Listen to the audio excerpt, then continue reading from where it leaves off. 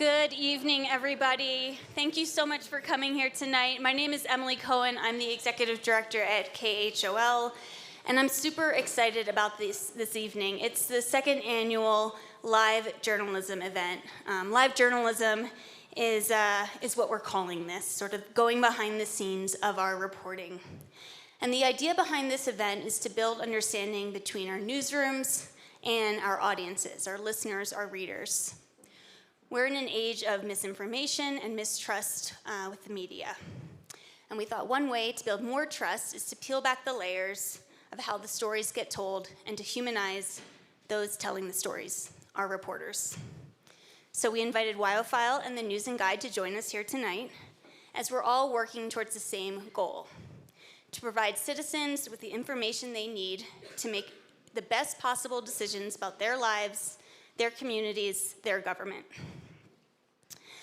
We also have comics that you've seen on these TVs by Ryan Stolp from Liftlines, great music from our music director at KHOL, Jack Catlin. And this event is made possible with funding from the Travel and Tourism Board. I also want to thank the Center for the Arts and Willie Brooks for providing technical assistance in this space. I'd also like to introduce our new news director, Tyler Pratt. Tyler just joined the station last month. So please be sure to say hi to him during the intermission and afterwards. Now I'd like to turn the mic over to Joanna Love. Joanna is going to be emceeing the evening. She's the editor-in-chief of the News and Guide. And she came to the Valley in 1997 and has been working at the News and Guide for most of the past 25 years. And has been editor-in-chief for the past 6. So let's give it up for Joanna Love.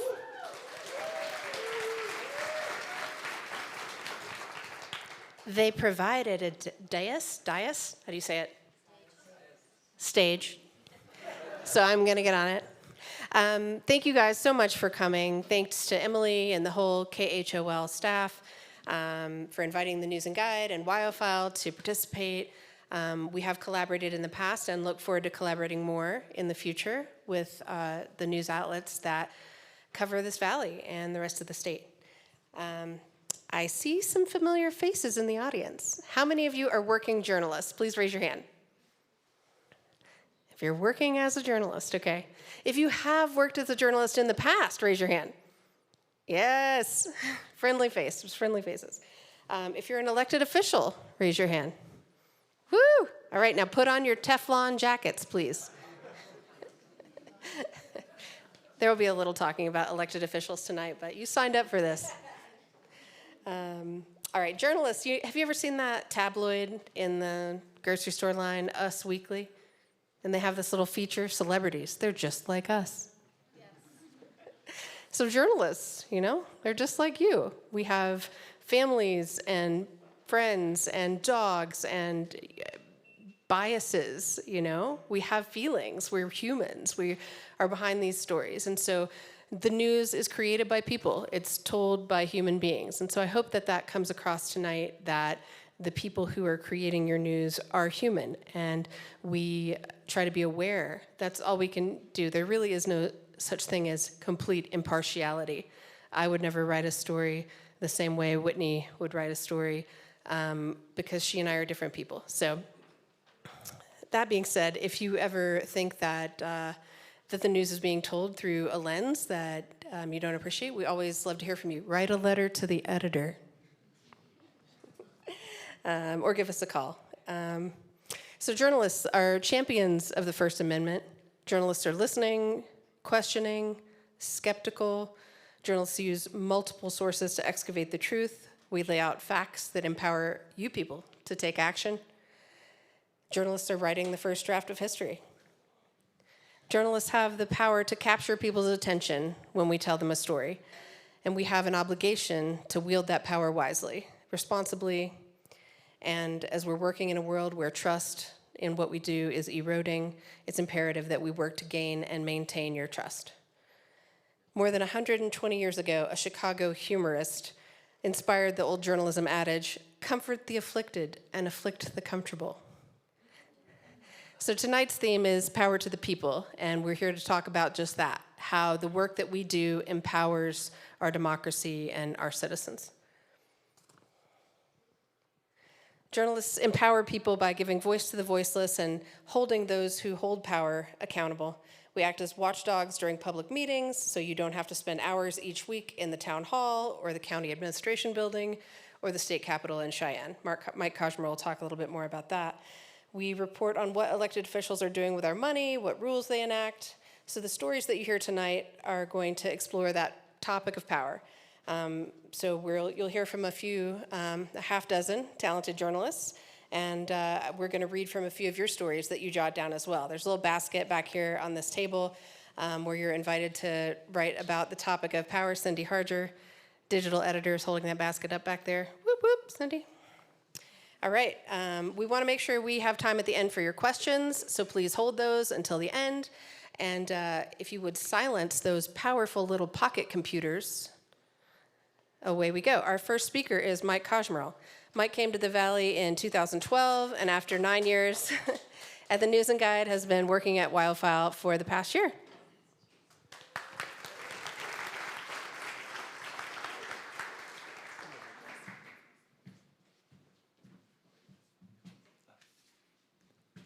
Hello, everybody. As Joanna said, I'm Mike Kosmer. I got to get the right slide up there. I'm a reporter at WYOFile. Been there about the last year. I'm going to be talking about being a journalist covering the legislature in a small state like Wyoming. But I wanted to kind of set the stage by just pointing out some numbers that illustrate just how small of a state we really are in terms of population. I've always been fascinated, it's the least populated state. We, as of 2023, estimates are 585,000 people in the entire state of Wyoming. There are approximately half as many people in Wyoming as the county that I grew up in suburban Minnesota. It's pretty remarkable. In fact, there are so few people in Wyoming that if Wyoming was a metro area, if you took all the people in Wyoming and put it in a city, it'd be just the 100th largest metro area in the country. And this is just off-topic anecdote, but so we would be sandwiched in terms of population among metro areas between Jackson and Wyoming. And I'm not even messing with you. The 99th most populated metro area is Jackson, Mississippi, and the 101st is a kind of industrial area sprawled out around Scranton, Pennsylvania. It's an area called the Wyoming Valley. Just a super random little thing I had to include. Bear with me, I'm going to go through a few more numbers. 9,400. That is the rough number of people in every district in the Wyoming House. I pointed out because if you use that barometer, the number of people in a House district, in state houses in the country, it shows that we are remarkably well represented. 5 times better represented than where I grew up in Minnesota. And Wyoming residents are, using that metric, 50 times better represented than our California residents.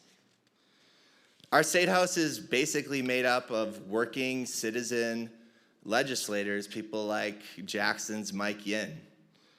It's a true mom and pop shop as far as American lawmaking bodies go.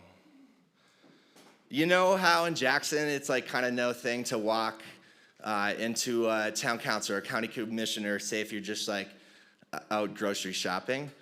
And I would imagine there's probably some here right now. In Cheyenne, in the capital, that same dynamic holds true, except you're just constantly running into the people that are running a state government and making law that guides an entire state.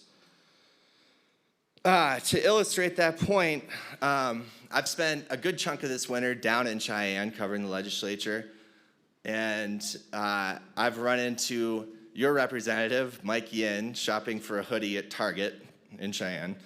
and 3 members of the far-right House Freedom Caucus shopping together for clothes at TJ Maxx. The quaint nature of the state of Wyoming and its small government makes it a really unique place to be a journalist. Typically, there's just a small gang of us, maybe 5, maybe a few more print journalists tracking the hundreds of bills flowing through the legislative process every day. In a sense, it's empowering being down there. Oftentimes, I have the feeling that if I do not cover a piece of legislation, that it will get no publicity whatsoever. I feel that my role is there to track the laws that shape the state that we call home, and that makes what I do feel important. Spending time in Cheyenne and at the Capitol the last 2 sessions, it's been my impression that the state government is really impressively accessible. And I say that partially just by floating around the Capitol on a daily basis. You know, you can walk into the governor's office, and there's a good chance the governor of the state of Wyoming is just sitting in his office. And, you don't have to be a journalist to walk in there and request, a minute with him. Most of the people that are there every day are there professionally. They're policymakers, lobbyists, journalists, elected officials. But that's not necessarily always the case. There are a handful of just kind of regular folks who devote a big chunk of their winter to hanging out in Cheyenne just because they like to engage in the process. And one of those folks I just wanted to point out, he's a guy from this corner of the state, not necessarily from Jackson, but a Bondurant resident, a guy named Bill Winnie. I'm sure some of you have heard of him before. He's run for a number of local offices. Bill, over the years, ran for a Lower Valley Energy Board seat. I think he ran for a House district seat, and he ran to be the state superintendent of public instruction. And I always just kind of found it amusing that he's there for no apparent reason. The other week, I pulled Bill out of the House gallery. He was listening to bills being deliberated, and I asked him, Bill, why do you spend weeks at a time down here in Cheyenne? And he told me he'd been doing it since 2005, and the kind of essence of his answer to me was pretty touching. Bill told me, I've discovered that you can actually make a difference as a private citizen in the state. You can actually influence what they do. I'm not going to go into the details, but Bill gives a lot of testimony in committee hearings, and he cited some examples where he felt that his testimony changed the shape of state law. My intent is not to make a call to action to you all, but I do want to point out that you don't have to be a lawmaker or journalist to meaningfully engage in policymaking and lawmaking in the state of Wyoming. And you don't have to be Bill Winnie, willing to spend 8 weeks this year living in Cheyenne. Thanks to the pandemic, there are now long overdue remote ways to participate in the legislative process. And even from 400 miles away in Jackson, you can testify pretty easily on any piece of legislation. Each bill goes through 2 committees, one each in the House and the Senate, on its way to becoming law. Testimony is always taken in committee, but it's worth pointing out that this year there were 2 committee chairmen, Representative Donald Burkhart and Senator Charles Scott, who decided that they would end remote participation or taking remote committee in their respective committees. Why?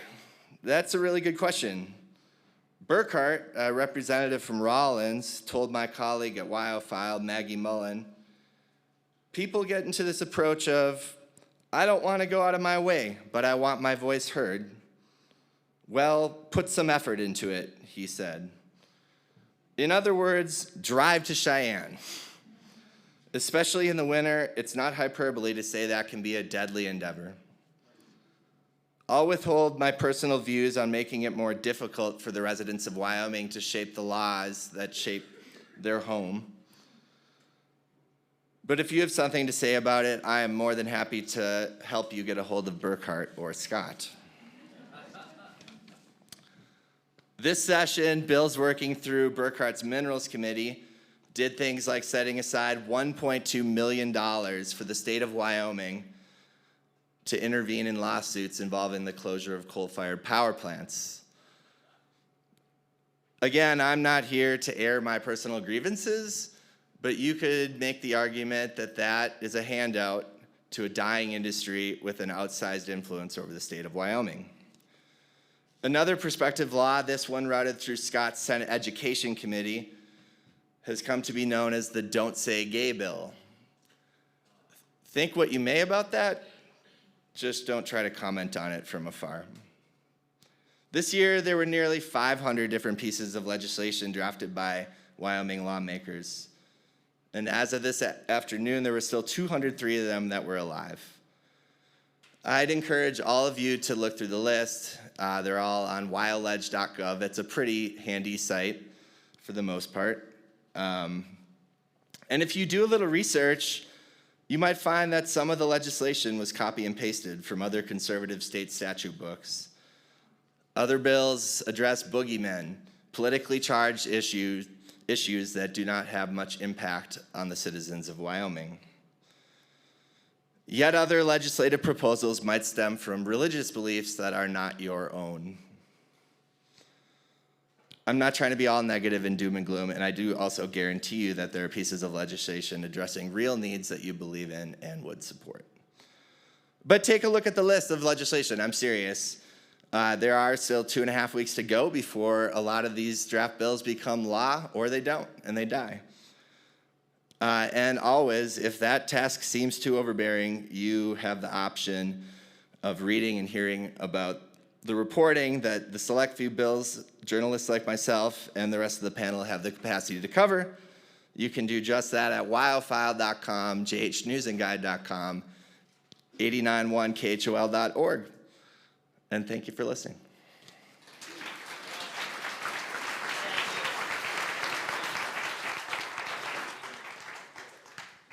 All right, we have a couple of latecomers. If you could maybe raise your hand if there's a seat. There's one here, there's one there, there's like 3 there, there's 2 over here.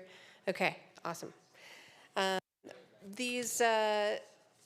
John Lennon has said, the people have the power. All we have to do is awaken the power in the people. So we asked you guys to riff on that a little bit and talk about a time when you felt that people had the power. So this is an unsigned response. The Me Too movement, it felt empowering to feel union and finally an awareness to the abuse that had been going on forever. And the unity of so many who resonated with this movement and felt community, it brought a consciousness to the need for change and the importance of the conversation among everyday people. Got one more here. During the George Floyd Black Lives Matter movement, someone says, I initially felt hopeful that the tide of racism was finally changing, that diversity in BIPOC members of our society, people could finally feel safe and recognized as, I transcribed Burt Raines for years, I can read this. Recognized as individual members of this community. The last one's a little more local. This person says, people have the power with Shelter JH influencing candidates and voters in local elections. I felt empowered to be part of a movement larger than myself. Collective action, community building, common goals, organizing, and a lot of hard work from a lot of people. That is from Grant Gallagher.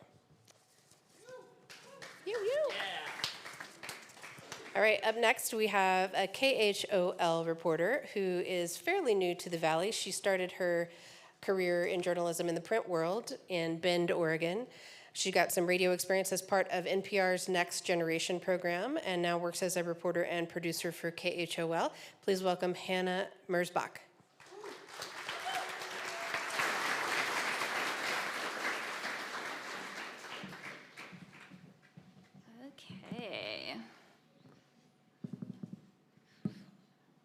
Cool. Okay. So I'm Hannah Merzbach, KHOL. And I'll start by just saying, I'm super new to Jackson, so I won't pretend to know everything that's going on here. And I'm really new to radio and still really learning. And one thing I really like so far about audio is how intimate it is, really getting to put listeners in a scene. So that's something I really hope to do with this presentation.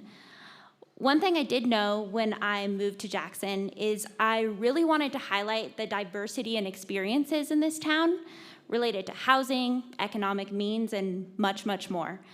So outside of Jackson, people may often think of this place as primarily a white ski community. But upon moving here, I discovered, we have a really large Latino population, up to 30% of the population. Many of these people are from outside the US and can face really different challenges. I wanted to use audio to tell stories not just about these groups, but for them, and really give folks the opportunities to tell their own stories to our community. So in December, I reported one story highlighting the immigrant community in Jackson.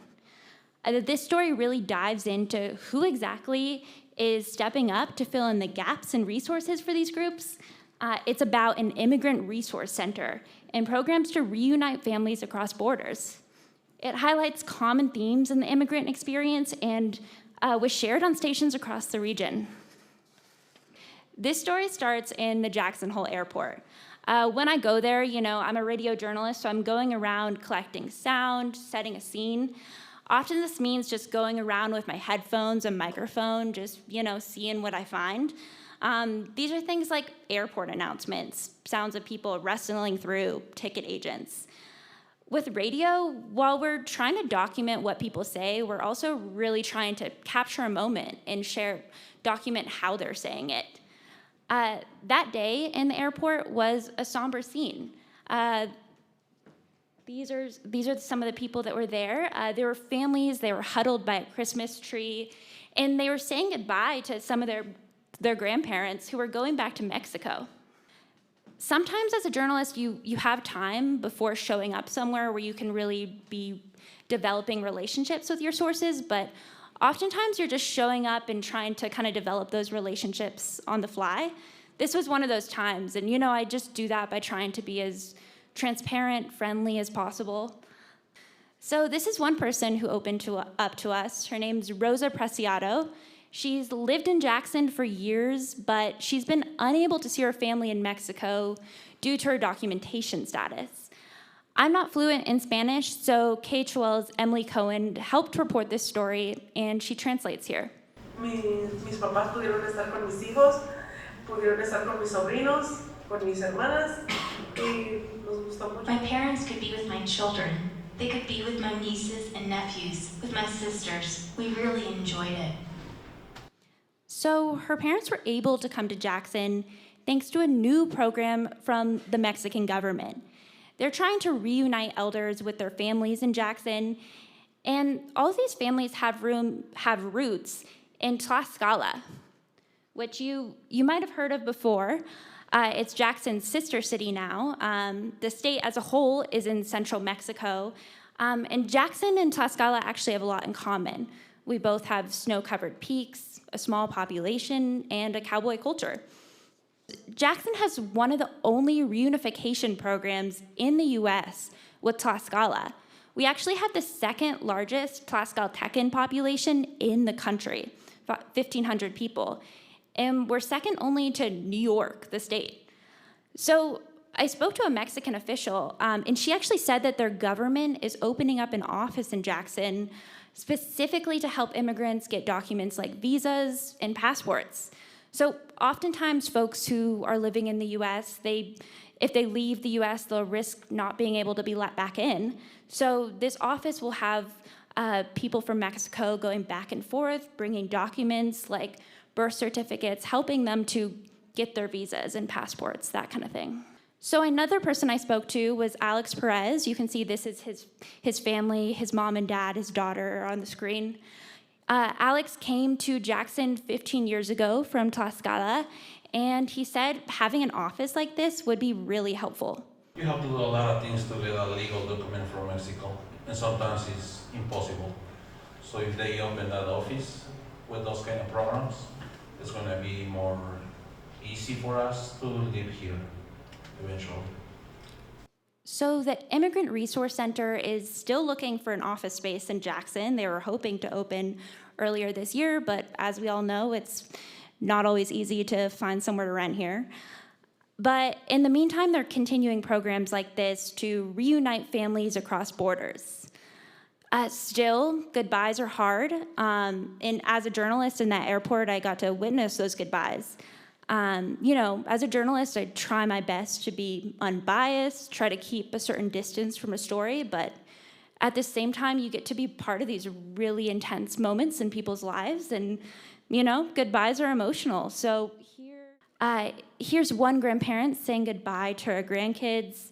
I'll set the scene for you a little bit. Like as the grandparents started getting in the security line, the kids started crying, and, I even started to tear up myself. So ultimately, this story was just the first in my reporting for Jackson's Latino population. And it's a part of our larger initiative to shed light on people who are underrepresented in our community.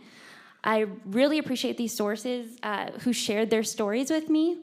It takes a lot to speak out like that. And I think there can be a real power in speaking to journalists. I know a lot of people can be nervous about having their stories told, but these stories have the power to really inform people, especially on a national issue like immigration. What started as a local story became regional. It aired on Wyoming Public Radio and regionally on all of our partner stations throughout the Mountain West, throughout Colorado, Utah, and Nevada. I think this story really struck home on some themes in the immigrant experience, like gaps in resources, families being torn apart, and families being put back together again.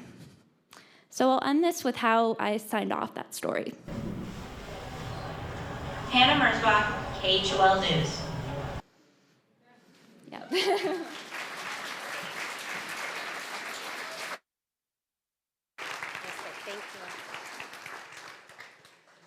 Thank you, Hannah. All right, there's a few more of these Power to the People stories from the audience. This one says that they felt powerful during the March for Women's Lives in 1989. It was exhilarating to have so many different people coming together. And this one's much more recent. Just the other day, Jackson Hole Middle School students organizing around LGBTQ plus rights and equalization on the town square. It felt risky. You don't know it until the moment it's happening. You might be lucky to reflect on it afterwards. That makes my heart race and brings tears to my eyes. So up next we have Billy Arnold. He's covered everything in Jackson Jackson Hole, from a heavy metal festival to grizzly bear delisting. Billy Arnold.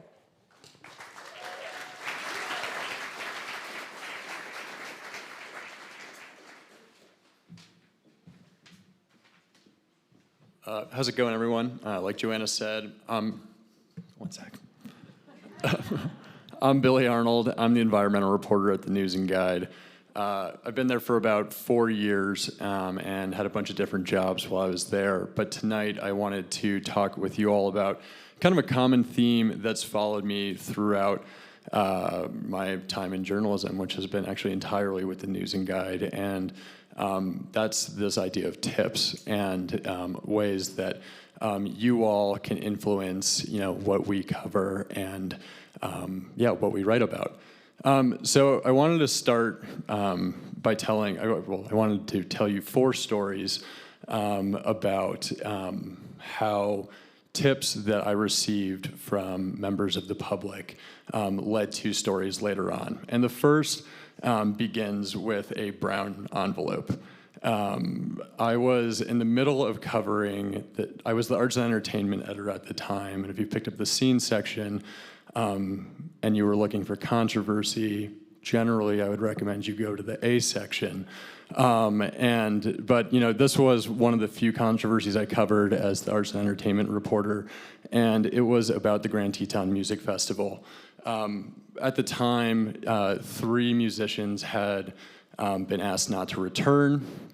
And there was a dispute with festival management, and in particular, the president and CEO of the festival at the time, Andrew Palmer Todd. So I came into work one day, I'm covering this, I've probably written 3 or 4 stories about it, and on my desk is a brown envelope, and in that envelope is this letter. And you can see it here. I'm going to attempt to use the laser pointer. But you can see it had a Berlin dateline, which, working as a journalist in Jackson, is kind of weird. We don't get a lot of those. And so I read the letter, and there were a few things that stuck out to me immediately. One,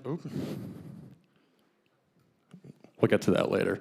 One is like this line here, which to me is just like clear evidence that that had been copied and pasted from an email. So I was like, okay, that's weird. What's going on here? But it was signed by this guy here, and his name is Donald Runnicles. He is the conductor for the Grand Teton Music Festival Orchestra.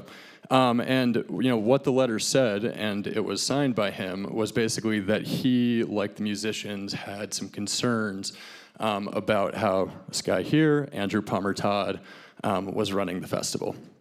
And like I said, this showed up on my desk in a brown envelope, unsigned, no idea where it came from. So I was like, well, I need to probably get in contact with this guy, Donald Runnicles. So I found his email, contacted him, he's in Germany, and he was like, how did you get my email? I didn't tell him, but he confirmed that he had sent that letter. So basically that letter, led to continued reporting. It really changed how I was thinking about that story, because at first it seemed like a dispute between leadership and staff at an organization, and then it became clear that some upper-level leadership was also involved. The second story I wanted to talk to you about comes from when I was the county reporter. This is my second job at the News and Guide. I've had 3. And it has to do with text messages. And this development that I was covering, this proposal I was covering in northern South Park. And basically what was going on there was the Gill family, which is one of 2 large landing-owning families down south of High School Road, wanted to develop some of their property for housing development, workforce housing development. It's pretty controversial, lots of public meetings, lots of back and forth. And in the midst of that, someone reached out to me and said, hey, you might want to request the commissioner's text messages. And I was like, can I do that? And the answer is yes. Under Wyoming public meeting law, any communication sent by town elected officials, county elected officials, is public record, and that includes messages sent on a private phone. That includes messages sent over private email, and certainly any email sent over a public email. So I fired off a record request, and I got 400 pages of information back. But the attorney, the chief deputy attorney at the county, Keith Gingrey, basically pointed me to a couple of documents that he had handily put at the top of the page, the top of that stack, which included photocopies of text messages. And here's a couple of them. Okay, on the left is text between the representatives of the Gill family and Commissioner Mark Barron, who is no longer on the board. And basically what it shows, this is a texts that were sent during a public meeting about northern South Park, and shows that they were communicating with each other privately during a public meeting. The second text is over here. I included this one mostly because it's kind of fun. But this is a text sent from Greg Epstein, who's a commissioner, to Commissioner Natalia Duncan Macker, as the town and county were fighting over a planning process for the area. There's a couple of elected officials here. They probably remember this fight. It was long, drawn out, took a long time. But tensions were running high, and you can see here, Greg says, Pete won't budge. Then he says, excuse me, King Pete. So, people are tossing barbs back and forth, and this is all happening in private during these public meetings. And indeed. And so, looking at this, it was kind of interesting because there's public record statute, public meeting statute that basically says public business should be conducted in public. And there were attorneys in Wyoming that looked at this and said, this certainly flies in the face of that. Next up is a story from my current job at the paper as an environmental reporter, and it has to do with stocking fish in a lake up in the Teton Wilderness. The Wyoming Game and Fish Department did this. They put cutthroat trout in, they had gone through, removed a couple of invasive species of trout, and then came back through a couple of years later and restocked that lake with cutthroat trout, which are native to the drainage, but were not naturally in that lake. I wrote a quick article about it. I was like, okay, fish stocking. How could that be controversial? And quickly got an email from a retired biologist letting me know that I had totally missed the mark because years before, the Game and Fish Department had said, we will not restock that lake because it is naturally fishless. And there could be some amphibians of concern in the area, and we don't want the fish to interfere with those amphibians. So, by reporting on that, basically, the reporting showed that Game and Fish had backtracked on the decision, and they, as in Wyoming and most states, the state manages wildlife on behalf of the public, of the people of the state. And, it kind of brought to light their decision-making, why they had done that. And ultimately, they had to explain why they had changed course. And the fourth story I wanted to tell is a story that I've really followed for a while, It was, again, back when I was county reporter, and it has to do with the library. And kind of like the first story I told, it has to do with receiving kind of a anonymous tip. But this tip told me to go look for a very specific email sent at a very specific time on a very specific date. And when you get a tip like that, you're generally like, that's oddly specific. Maybe I should follow up on that. And I did. I submitted another public records request, and I asked for the clerk at the time, who's the custodian of public records in the county, to send me that very specific email, sent at that very specific date, on that very specific time. I switched those, but I think you know. And this is the email I got back. And you can see, again, just going through my thought process when I get this sort of stuff. I'm seeing, okay, first of all, this is sent on Teton County, Wyoming letterhead. It is signed by the chairwoman of the Teton County Board of County Commissioners, and it was attested to by the clerk. And looking at it, I was like, well, this is weird. Why'd someone tell me to ask for this? There's 2 sentences. What these 2 sentences basically say is they tell the recipient of the letter, Dale Barber, you've been removed from the library board. Thank you for your service. This is the only information I have at this point. I know that there had been an executive session earlier in the day. Executive sessions, for those of you that aren't aware, are basically an opportunity for public officials to sit down and talk about things in private rather than public, going back to the public business conducted in public mantra. There's a few exceptions. Allow them to do that. One of them is personnel. So I'm immediately like, why? What's going on here? I spend a couple weeks, poking around, talking to commissioners. This statute here that they reference says you can be removed for misconduct and neglect of duty. One commissioner voted against removing Dale. That was Commissioner Luther Probst, said he saw no evidence of that. Dale also disputed that. And my whole understanding of the story changed a couple weeks later when someone, just a member of the community, called me and was like, hey, I have an email that you might be interested in. And I was like, okay, this is a running track record now with my job. I'm interested in seeing that. I checked out the email, and it was from Commissioner Greg Epstein to a community member. And in that email, it said that Dale had been, quote unquote, creating a toxic environment on the board, and that the majority of the library board had asked for her removal. And I was like, that totally changes my understanding of what happened here. Dale categorically, denied that that was what had been going on. And what happened after that was a lot of public meetings where people, librarians, got up, spoke. This was at a time in the library's life where there was a lot of turnover at the library. Directors had changed a number of times over the years.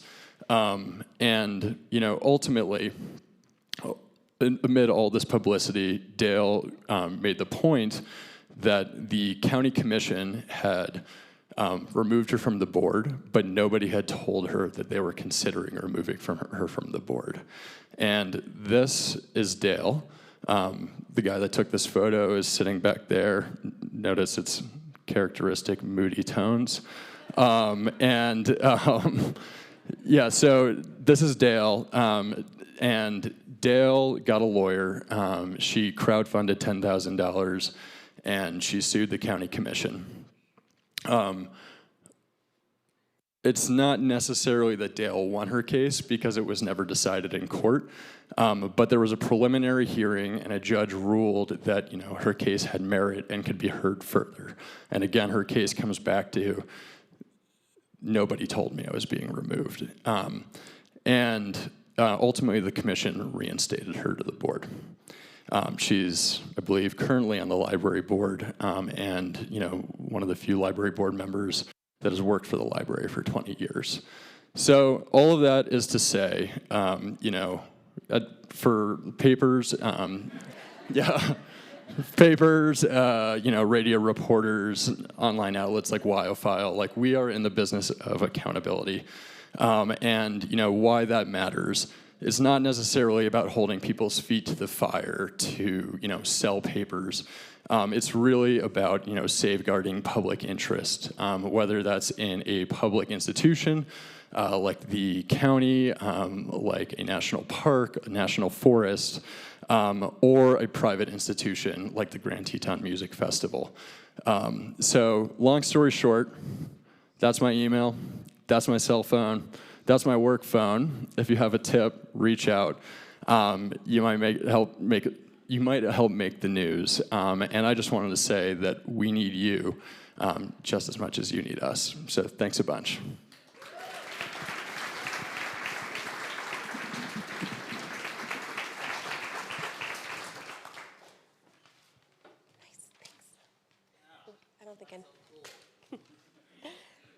I shouldn't be allowed to have the clicker. I don't know what happens next with the clicker. I'm going to put it down. All right, some more of your stories from the audience. This one is a tip, Billy. This person says, I feel powerless now. In the face of so many corporations owning Jackson's businesses, almost no local owners for hotels, apartment buildings, bars, restaurants anymore. It makes the future of Jackson feel uncertain. I discovered this problem when I looked online and found dozens of LLCs in Jackson. Read all about it in coming weeks. All right, this person says, when our journalism department at the University of Arizona was slated to be shuttered by the Board of Regents, we rallied and spoke out and made a video for the board, which resulted in it staying open, and it still is 30 years later. Melanie Harris.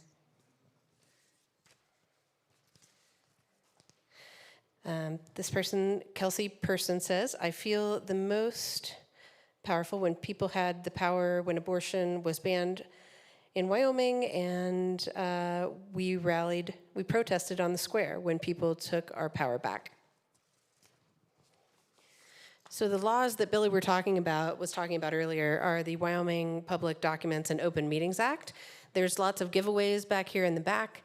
You've got KHOL with some goodies for people who become members.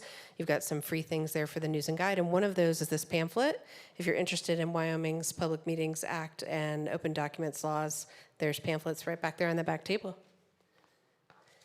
We're going to take a little bit of a 10-minute intermission. Feel free to grab the grab a beverage, hit the restroom, or just watch some of the slides, which someone more adept than me with a clicker is going to play the photos of the year from the Jackson Hole News and Guide. Over there. All right, all right, all right. Thank you guys so much for settling back down and settling in. We just have one more set of speakers, and then we'll do a little question and answer period. So I just want to tell you guys a little bit about the story behind this thing up here. I'm sure you remember. So on Friday, June 24th, when the U.S. Supreme Court opinion was announced on Dobbs versus Jackson Women's Health Organization, which effectively overturned Roe versus Wade, it was one of those moments you know is big news.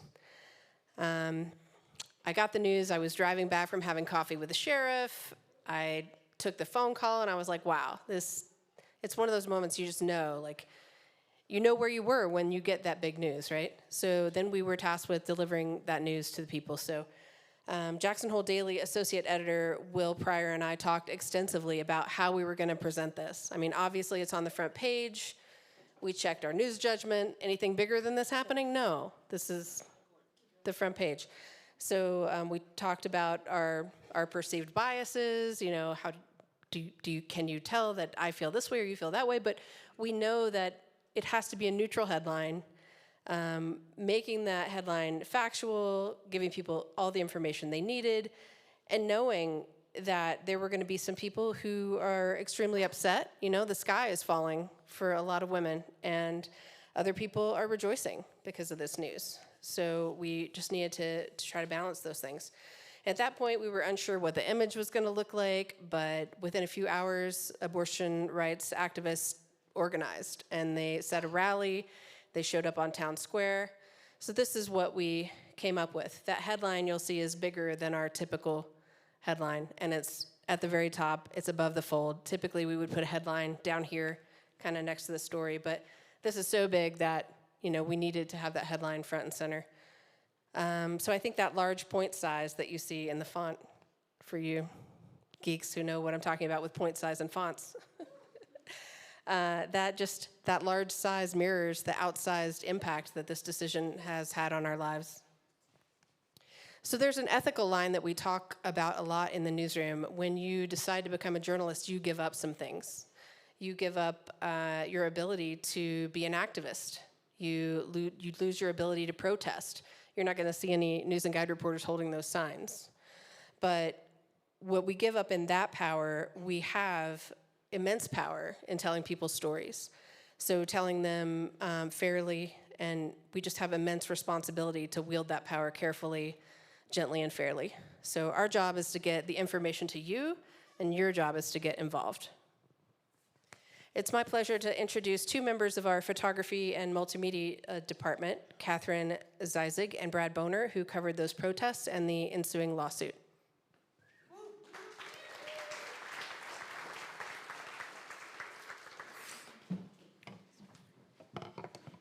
Perfect.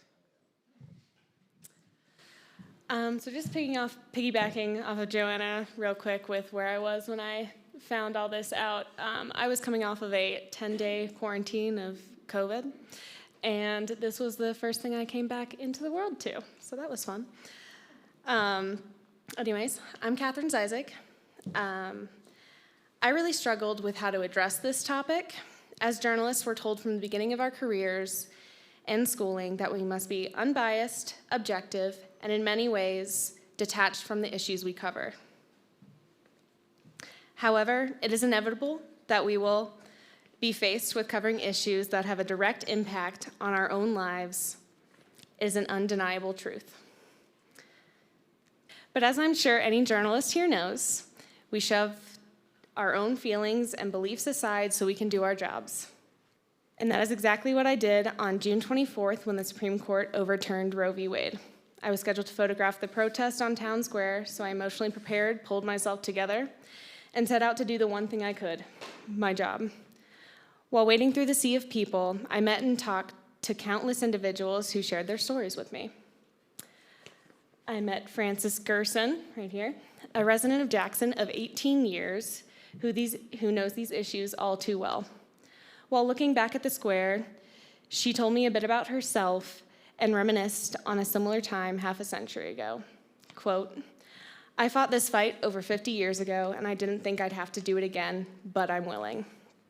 The month prior, following the leaked Supreme Court opinion, I met Gina Stinson and her 2-year-old son, Cody.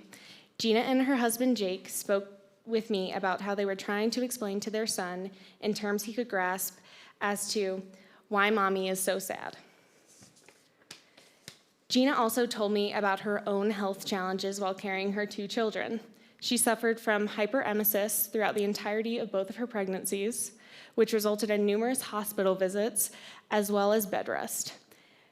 The couple had to put Cody in daycare during her second pregnancy because she was unable to get out of bed to watch him. To quote Gina, "Not everyone can afford to not work for 9 months. Not everyone can afford to go to the hospital or emergency room several times through a pregnancy. You should never force someone to be in a situation that they cannot afford. It's not just about whether a fetus is viable or not, it's so much bigger than that." Throughout all of these protests, women of all ages told me their abortion stories. I heard from mothers like Susan Ormuth, who has received abortion treatment twice in her life, first at 21 and again at 36. The mother of 3 said, quote, "This is one topic I will support till my dying day. I don't live with any regrets." While many women shared their personal stories with the paper, even more were told to me in confidence while covering the rallies. For me, this is where our jobs go beyond that of journalists. We are humans first. I heard countless heartbreaking stories during this time. I heard from mothers who wanted to keep their babies but did not have the means to care for another child, women who fell pregnant while in abusive relationships, women whose health could not support a pregnancy, and most of all, I heard from women who had been raped. For obvious and understandable reasons, these people did not want their stories publicly told. But having these women come forward to tell me their stories, even in confidence, spoke volumes to the fear felt among these groups. The overturning of Roe v. Wade will and has caused widespread harm to the women and pregnant people across the country. To the people who have stood up and shared their stories, regardless of the topic, with our community, I just want to say thank you. Being vulnerable with thousands of complete strangers, some of whom are ready and waiting to attack your character, is a level of bravery few possess. Janika Tapia is one of these brave individuals. After receiving an abortion 2 days before the overturning of Roe v. Wade, she came to us with her story to normalize the procedure and show other women they are not alone. Her portrait was run on the front page of the newspaper, along with a very candid article outlining her experiences and struggles with abortion. Quote, "We go through pain, we go through bleeding, we go through the questions, the what ifs. I don't know any woman that would rather have an abortion than use birth control." Being a mother of 2, she felt the decision to end her pregnancy was the best choice for her and her family. Quote, "No woman wants to have an abortion. You don't get a prize and a sucker." Many times, we get the question of how do we as a newsroom decide which stories to cover and whose stories to share? And the answer in this case is simple. As Joanna Love quoted at the beginning of the night, the job of the newspaper is to comfort the afflicted and afflict the comfortable. Well, these are the afflicted people, and these are their stories. Thank you.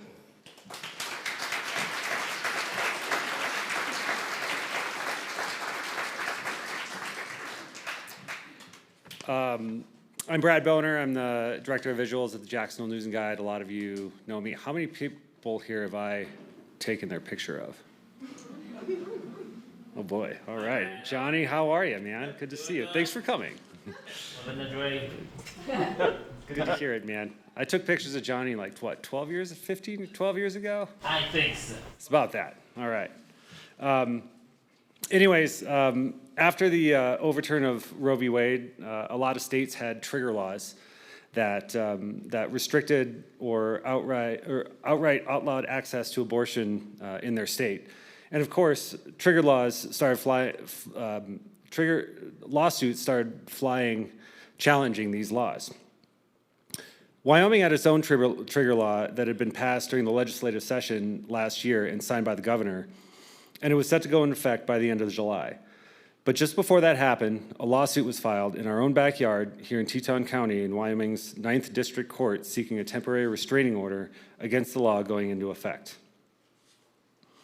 This lawsuit was brought by 6 plaintiffs, including a registered nurse who was 6 weeks pregnant at the time, and Dr. Jovanina Anthony, Jackson OBGYN, who has delivered probably half of the babies in Teton County over the last 20 years or so, including my own daughter 9 years ago. Both claim the ban would, among other things, violate the state constitution's provision that people in Wyoming be able to make their own healthcare decisions free from unreasonable government intrusion. We don't typically get to photograph in courtrooms, but we petitioned Judge Owens to allow us to document the proceeding, citing what was obviously extraordinary public interest in the case. And it's here that I need to pause for a second because as soon as I heard this case was going to happen, I wrote the court, and the reply that I received from the court was that somebody else had already asked to photograph the proceeding and that they were going to serve as the pool photographer. And being one of only 3 photojournalists in Jackson, I was like, who is that person?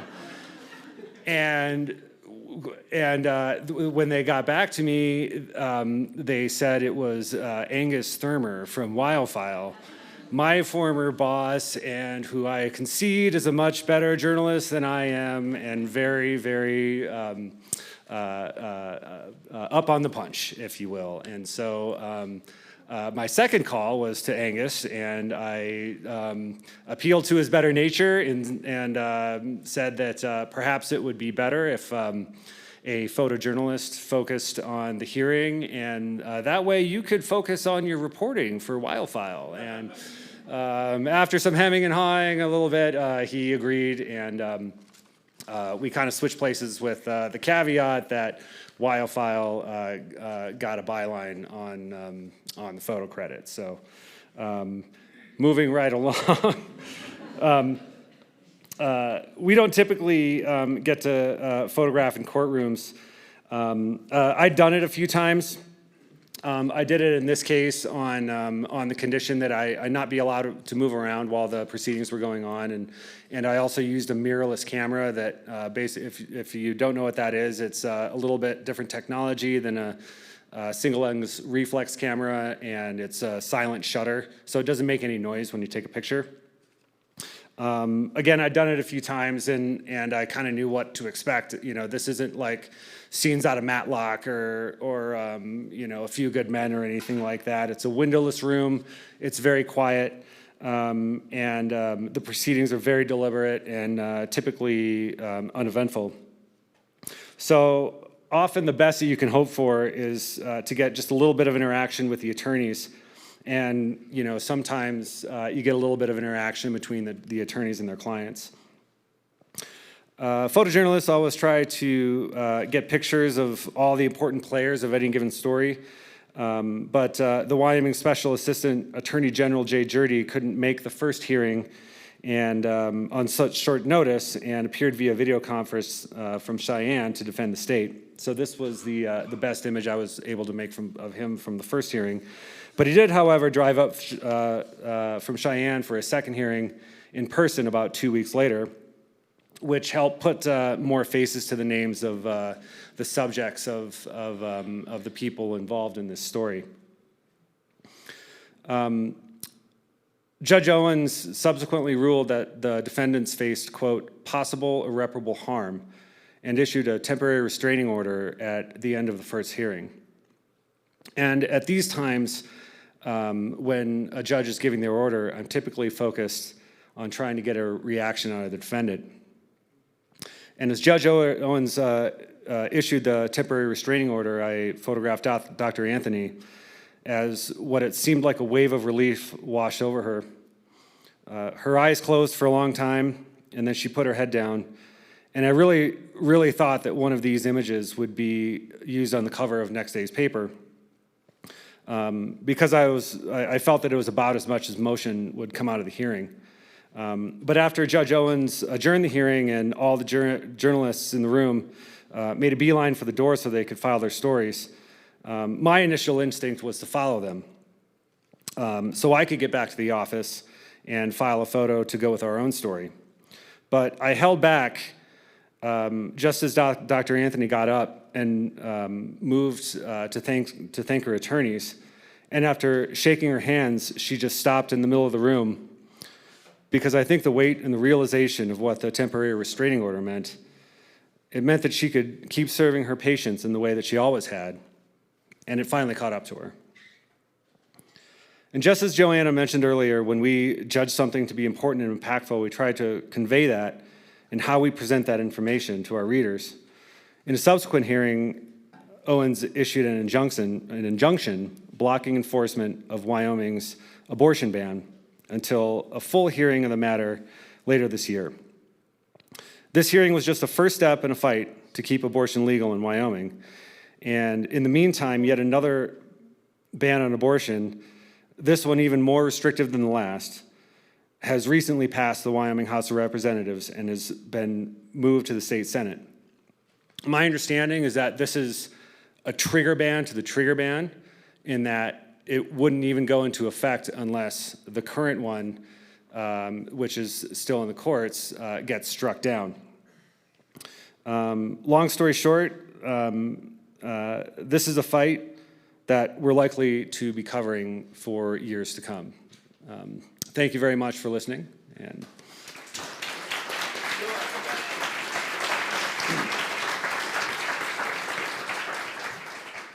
Thanks, Brad. You guys can stay put. We're going to have a little question and answer. And while I get the people up here to the question and answer, I have some questions for the audience. How many of you are News and Guide subscribers? Yeah. Top preaching to the choir here. Do we have any Jackson Hole Daily fans who pick that up every day? Yes. Is there anybody here who didn't know until tonight that the News and Guide was a different paper from the Daily? Anyone? I was going to give out a free subscription, y'all. All right. Who we got? We're looking for, okay, we got Hannah. Are we missing anybody? No? This is us? Okay. You guys have got your mics, and somebody could take a mic from here. And I am ready for some questions. Who's got a question? Yes. I have a question for Hannah, specifically asking about radio, because certainly after you report and interview people, then you have to go through a whole editing process. So how much kind of a lag time is it before you can get your news on air, maybe as compared to print, where there's, editing, but it's a lot easier to kind of mark up paper or a screen than it is what you have on your recording equipment? All right, the question, Hannah, is it faster to get a radio story or a print story online, and how long does it take you, and what's that process? Well, the answer is easy. It's a lot slower, or at least doing all of that. That was a big transition for me, coming from a print background where I was used to, I'd worked for a lot of digital first publications where, you write the story, you get it online, and that's it. But yeah, as you kind of hinted at with radio, I come back usually with big stories. I have tons of tape. So I'm kind of weeding through all that tape, transcribing it all, picking out all my quotes. And oftentimes there can be some more, you're looking for what that good, for that good audio. Oftentimes there's things you can quote in a web story that you can't use for an audio story because, somebody might have coughed in the background or something like that. So you're kind of listening, letting the best tape lead. And that takes time to find all that stuff. So typically my process, come back to the office, listen to all my tape, picking out all those good quotes, writing up an audio script, and usually you do that, you come out with this audio story, and then you're like, okay, now I have to write a web story too, which, it's totally different. And, at KHOL, we like to say we're not just radio, we're multimedia, we're web, we're a podcast platform, all of that. So we're really trying to, oftentimes I'm writing a completely different story for web. So it's kind of that, sometimes it feels like twice the work, but I think that way you can, you can make sure you can choose to highlight different things in each format. So I think it has a lot of benefits. Thanks for the question. I totally forgot to say, how many of you are KHOL members? Yes. And WYOFile.com supporters? Nice. Sorry, I focused on my own. I'm hanging my head in shame now. All right, who has a question? We have plenty of time for questions. Don't be shy. In the back here. So to the photographer, who are your influences in how you work? To Bradley and Catherine, who are your influences in how you work? Is this on? All right. Well, one of my biggest influences was, believe it or not, Ryan Dorgan. I think he's... Believe it. He's in... Yeah, believe it. He's over here in the room. And one of the jokes we have in the office is how Dorgan is this photo. And that just means that it's shot with a shallow depth of field. It's underexposed by a stop and a half. And you need to feel like you need to have like a shot of whiskey or two when after you're depressed after. I would say Ryan was one of my more recent influences, and I find myself taking pictures like after the fact. I look at them and find myself taking pictures in that style quite often. I'm a member of the National Press Photographers Association, and so I get a monthly magazine and monthly newsletter with. They have a monthly contest, and there's photographers from all over the country. Really, really great journalists doing great work, and I draw from a lot of them. Well, I guess this is just the Ryan Dorgan fan club up here, because I was going to say that too. Yeah, obviously, following in Ryan's footsteps, I draw a lot of inspiration from his work and his time at the News and Guide and the work he continues to do. But yeah, same with what Brad said as well, just photographers from all over the country, photographers I've worked with in the past, friends. Inspiration comes from everywhere. There's a lot of very talented people all over, so sorry that's a very vague answer. More questions? Jen Tennekin. How many layers of review do your articles typically go through, and have you, I know you all try to be, not have your own opinions in it or sway towards one side or the other, but have you ever been, grateful that someone stepped in and said, oh, you're leaning too hard one way or the other? Or? Is that a question for everybody? That's for everybody. Okay. The question is, how many layers of editing does your work go through, and have you ever been grateful to have an editor step in and say, oh, I think your opinions are showing? I'll love to answer that. And I have a very recent example for you of my gratefulness for my editors. At WYOFile, we have 2 layers of editing. So I submit text, it gets read. It's kind of a conversation, so they suggest edits. I go through it, say, this is why I did this, I don't like this. No, absolutely don't like that. No, I generally accept most edits. But the reason why I say I have a recent example of why I appreciate my editing is I've been trying to cover the legislature from Jackson this week and was writing about a bill that concerns tribes' right to hunt off of reservations that is going through the process right now. My colleague, Maggie, was in a committee room, and I wouldn't have seen this, I was watching remotely a video, and she said that when they opened the bill to testimony, 6 Native American people stood up and got out and left the room. This is yesterday, by the way, this happened. And so I was like, wow, like that's an apparent act of protest. I used that exact phrase in my lead. And I thought that was powerful.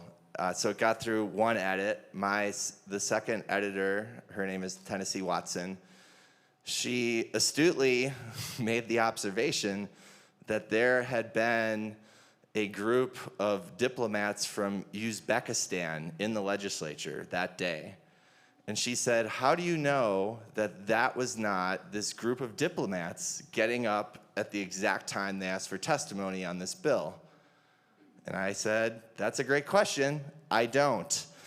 And so I called the sponsor of the bill, and he also thought they were Native Americans. He disagreed that his perception was not that they were getting up in protest.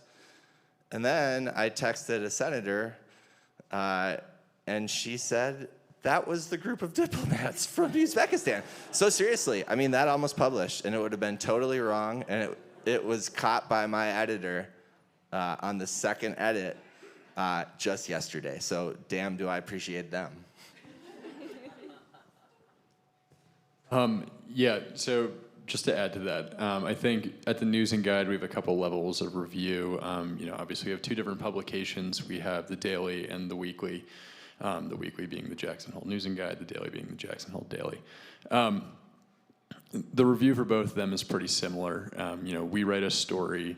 If I have any questions as I'm writing a story, we're all in the same newsroom together. I'm also pretty talkative. So I'll call over Rebecca, who's sitting over there. She's our managing editor and kind of runs the A section, and just kind of talk through an angle to a story often before I even write it. Then, I sit down, hammer out the story. I tend to be verbose, so that can take a little while. And then I'll pass that back to Rebecca or Joanna, and that's what we call a first read. That's when a lot of the the sort of stuff that Mike is talking about, substantive conversations about, okay, why is this there? Why is this here? Are you leaning too far one way? Why are you quoting X group of people so much? Maybe you should quote Y group of people here. That's where that all happens. Then it goes to our copy editors. They check it for, grammar, style, making sure we're writing well. And then it comes back around, and then the editors read it again on what we call the flat, which is the actual PDF version of what gets printed in the paper. And I can be a pain because I'm kind of a perfectionist, so I will sit in the newsroom until 10 p.m. on Wednesday and wait until the flat comes out and then read it again. And that's when I do usually my second round of fact-checking. I'll do a fact-checking round before it goes to Rebecca and Joanna, and then I do a second round late at night on Wednesday. And that's, waking up to an angry phone call at 6:30 a.m. on Wednesday is not the most pleasant way to start that part of your week. I've learned that, and there's that really strong interest in getting it right, because when it does go in the paper, we can correct things online, but for people who are paper readers, if you read that weekly copy for the next 5-6 days, that mistake stays until the next paper. So, I try to be as on it as I can about reviewing facts, and our editors do the same. There's years of experience in the newsroom, years of familiarity with local issues, and if we do make a mistake, we'll correct it as quickly as possible, and try and own up to the mistake, on the online version and in the weekly the following week. I just want to add a little bit about what's different about editing for radio. So KHOL, we have a really small newsroom. It's me and my new news director, Tyler. For my first couple months here, actually, it was just me sitting in a little room doing the news, and sending things off to Wyoming Public Radio would help. But I just wanted to add that when you're doing stories for radio, it's not just about what's in the story, but how it's being presented and writing for the ear. So that's been a huge learning curve for me since I've been here. And it's been really great to have Tyler because he has so much experience in public media. So we do what's called an ear edit. So that's us sitting in a room, me reading the story out loud. And oftentimes I read it out loud and I'm like, this is not how anybody would ever talk. Like, this is great for a print story. And, you know, I was trained as a print journalist. But yeah, so it's really nice to be able to have a listener like that. And, you know, that's usually us sitting in a room for an hour, going over every single line, how it sounds. And then later on, once we have that part of it, you know, we're kind of going through each fact in a more traditional line edit, like you would for print more. So, yeah.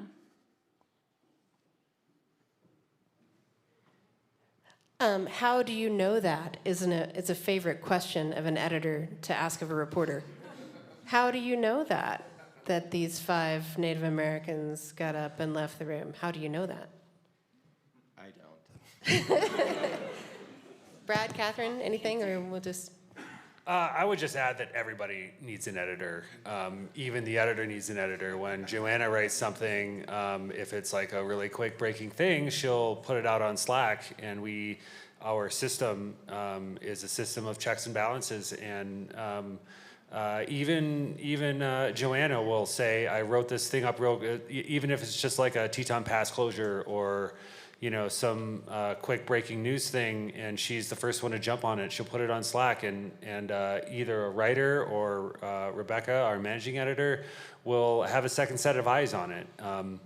And that is just to ensure that we're as accurate as possible. And you know, nobody is above an editor of themselves. Nobody should be editing themselves. And so when I'm looking at my photographs, a lot of times I'll try and bring Catherine in, and you know, she'll tell me what she thinks, and I do the same thing with her pictures. Joanne and Rebecca both look at our pictures as they come through, and they've caught some things. You know, it's a team effort, and you know, we want to put out the most accurate and the best journalism that we can.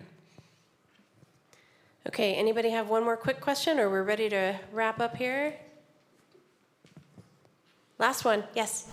I was wondering, do you compare yourselves to other publications, and if so, which ones? Do you compare yourselves to other publications, and if so, which ones? New York Times, Washington Post, National Geographic. No, WYOFile? We compare ourselves to WYOFile.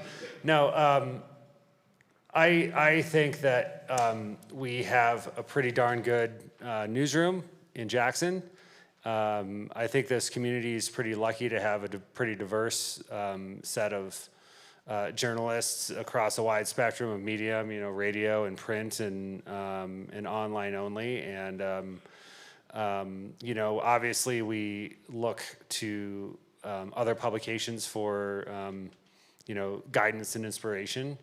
But you know, I like to think that you know, the media in Jackson really cares about this community, and really works. The work that we do is for this community.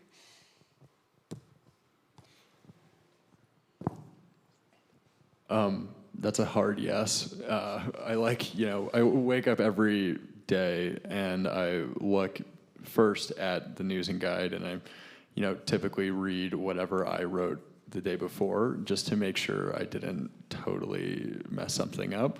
Because if I did, you know, again, correct that quick. And then I have like kind of a roster. Like I look at WYOFile.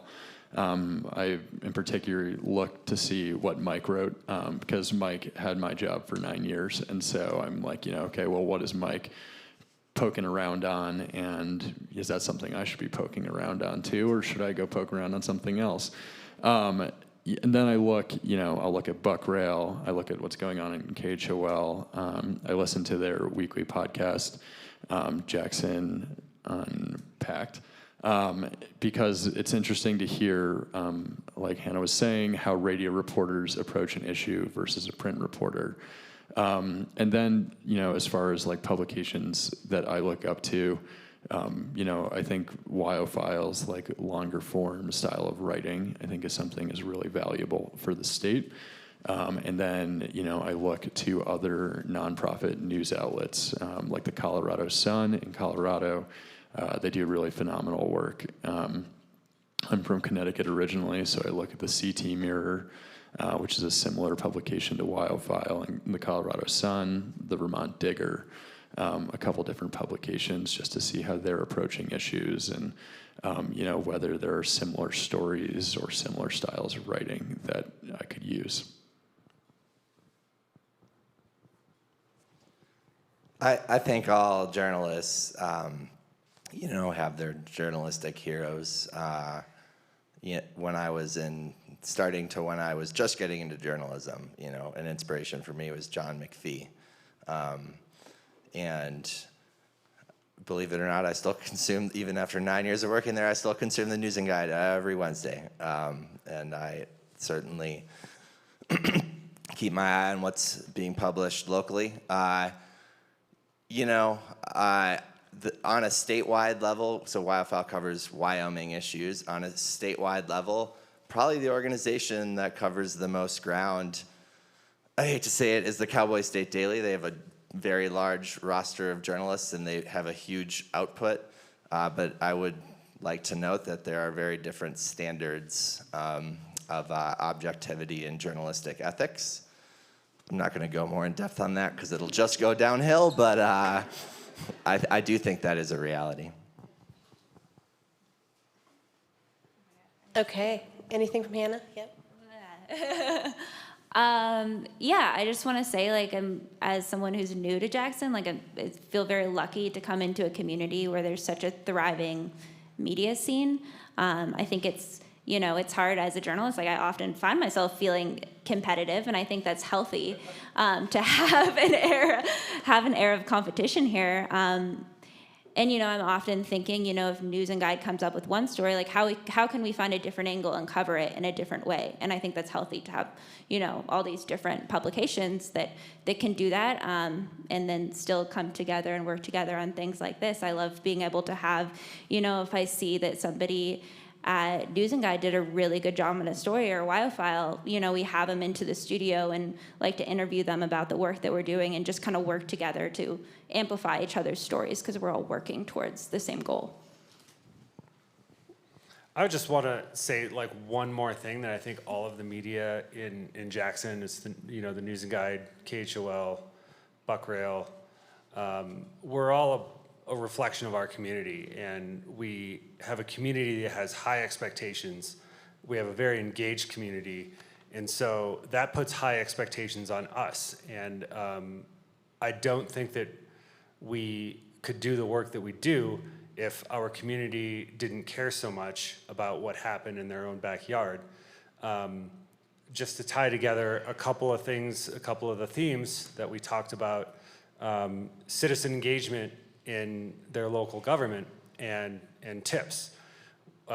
There was a Jackson citizen who was on her own sitting in a committee meeting down in Cheyenne who heard 30 seconds of testimony from a Teton County School District paid lobbyist in support of a bill that would prohibit trans girls from playing in high school sports. And it was 30 seconds in about a 3-hour committee meeting. And that person relayed that to one of our reporters, one of our best reporters, and I only say that because she's my wife. But we would not have known about that if it weren't for the tip and it weren't for people being engaged. And it's those kind of things that make the media in this community tick. We rely on you just as much as you rely on us. Thanks, Brad. Okay, off to Sophie Komornicki to wrap it up. Thanks, Joanna. I know that we all appreciate reporters from all three outlets coming out and sharing some behind the seen stories, but I wanted to take a moment to thank you all for joining us and dedicating 2 hours of your evening. As WYOFile's membership manager, I definitely get hung up on the numbers sometimes, whether that's page views, number of donations, or if our subscriber list is growing or not. But tonight is equally as important. Part of my job is not only to convey the importance of fact-based journalism to potential readers, but to engage the readers that rely on us as a resource. Your participation means that Jackson is an informed community, and informed communities ultimately lead to a healthier and stronger democracy. I don't think I have to ask any of y'all to spend some time reading the news or subscribing to any of the 3 outlets that are on stage tonight, but as a membership manager, I would love to have y'all share any of these outlets as a resource with a friend to grow this informed community. My goal for next year is to potentially be on a larger stage and maybe include a few more outlets. And if you haven't already, become a member. We can't do this work without you, and we would like to see this community and all of Wyoming have access to the facts. Thank you.